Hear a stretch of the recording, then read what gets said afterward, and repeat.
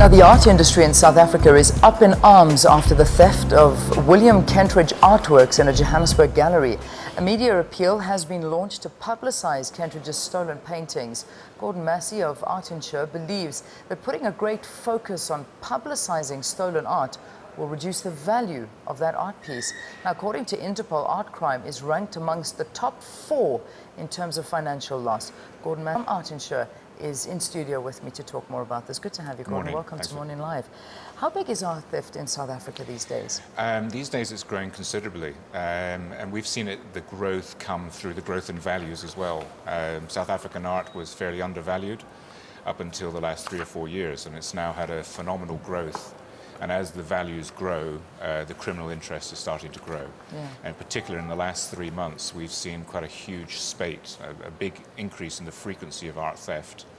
And this theft has been from collections, from public institutions such as museums, and the one which we had on the 5th of February was from an art gallery in Jan Smuts. Yeah. I mean, what does that tell you about the protection and the security at these art galleries as well? Yeah, the protections vary according to the individual institution, but certainly the public institutions are very underfunded and don't have enough budget from the municipalities in order to beef up the security that's required. Yeah, which we need to come to terms with, because I mean, I know that we talk about the value of these particular pieces, but whichever way you look at it, we're talking of millions of rands of this is our art. This is, at the end of the day, this is South Africa's art. Absolutely. And we need to put more security around it. Yeah, absolutely. We can't talk about the individual values of last weekend's, but I mean, to give you an idea, in the auction world, you now have South African artists who are selling for up to 15 million rands.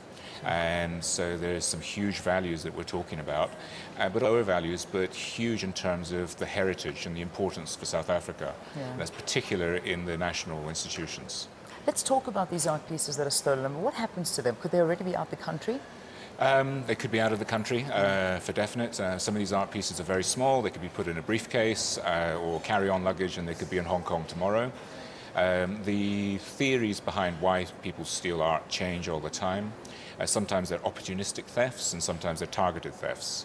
Targeted thefts because somebody wants a particular piece by a certain artist, or opportunistic because the opportunity arises and the knowledge of the value comes up.